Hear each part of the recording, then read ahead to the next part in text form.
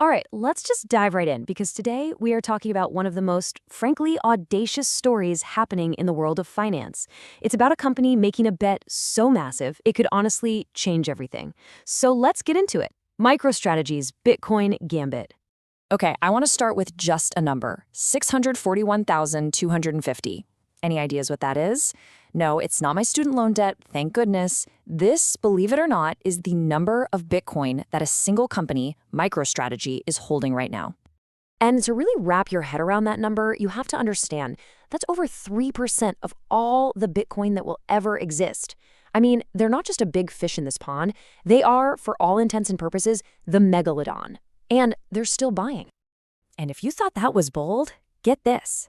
They've said out loud that their goal is to be bigger than Warren Buffett's Berkshire Hathaway in about 5 years. I mean, the sheer nerve of it. You have to respect that level of confidence, right? Okay, let's really get into this, because to understand what's going on, you gotta stop thinking about MicroStrategy as just another tech company. In the world of Bitcoin, they are a genuine force of nature, a true Bitcoin megalodon. Now, you might be thinking, this all sounds a little crazy, but you can't argue with the results. Since they went all in back in August of 2020, their stock has delivered an 80% annualized return.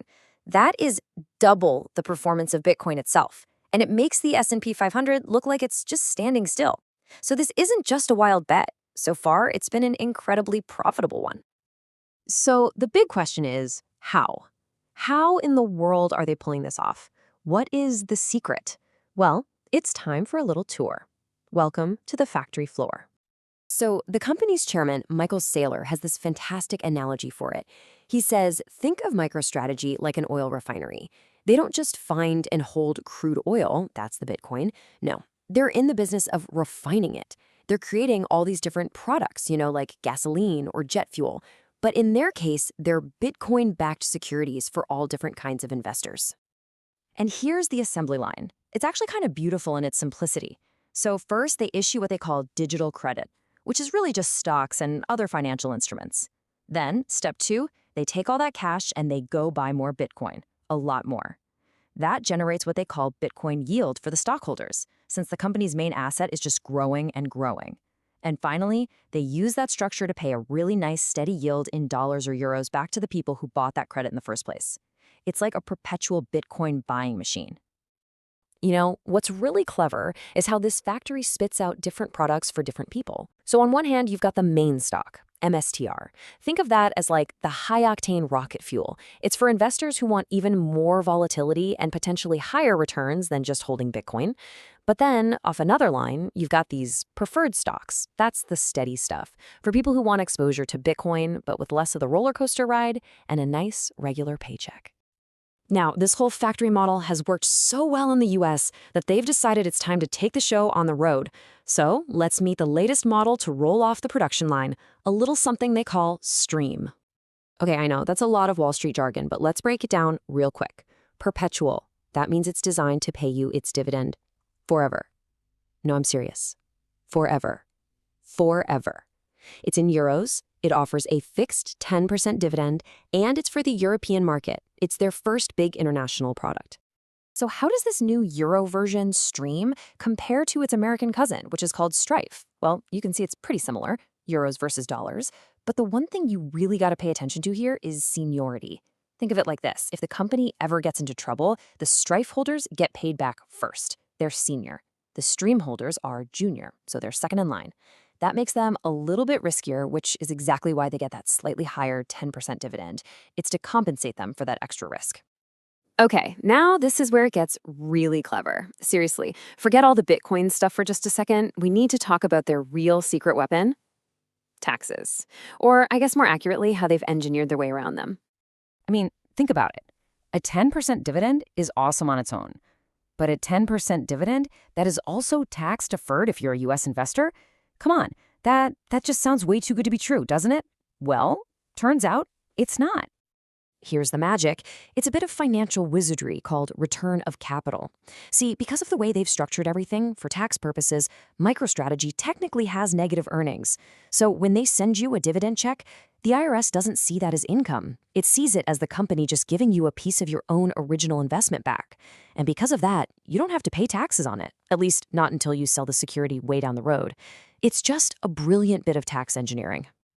And this chart just shows you how huge of an advantage that is. I mean, look at this. If you get interest income from a normal bond, you could be paying 37, even up to 55% in taxes. Even so-called qualified dividends get hit for around 20%. But these return of capital dividends, 0% deferred. So for a U.S. investor, that 10% yield is more like getting a 16% yield from a normal, fully taxable investment. It's a massive, massive difference. So here's the kicker. It's not just one little trick. Their entire business model is basically a triple-decker tax deferral sandwich. The money they raise by selling stock, tax deferred. All the gains on their massive pile of Bitcoin, tax deferred. And the dividends they pay out to investors, you guessed it, tax deferred. It's deferred all the way down. All right, a perpetual 10% dividend, this genius tax structure, returns that are crushing even Bitcoin itself. It all sounds incredible, which of course leads to the big question, what's the catch? There is always a catch, right? And for MicroStrategy, it all boils down to one simple 4-letter word, risk. And you gotta give them credit, they're actually very open about this. So let's start with the total Bitcoin skeptics view. If you assume Bitcoin's price goes absolutely nowhere, 0% growth forever, and it stays just as volatile as it has been, then yeah, the risk that the company defaults on these securities is pretty high. We're talking 26 to 35%. Not a great bet. But now, watch what happens when we just tweak one of those assumptions. Let's say you're not a skeptic, you're just a moderate optimist. You think Bitcoin is going to grow by about 10% a year, which is basically what the S&P 500 has done historically. Just that one change, and look, the risk of default plummets down to a range of 8 to 12%. All of a sudden, this looks way more reasonable. And then you have the final scenario, the true believer. This is for someone who thinks Bitcoin will grow 10% a year and that its volatility will come down as the asset gets more mature. If you believe that, well, the risk of defaults practically vanishes. We're talking somewhere between 0 and 4%. At that point, these things are basically considered investment-grade safe. It really all just comes down to what you believe about the future of Bitcoin. So when you ask the company, what's the catch, this is their answer. The catch is simply that the market is still stuck in that first skeptical scenario. They believe the market just doesn't get it yet, and that as Bitcoin continues to grow, people will wake up, realize the risk is way lower than they thought, and the value of these securities will soar. So there it is, the MicroStrategy machine, an unbelievably clever, tax-efficient Bitcoin hoarding engine. And it really just leaves us with one final, massive question to think about. Is this the brilliant future of how companies manage their money, or is it just the biggest, boldest, and most spectacular bet in the history of finance? I guess only time will tell.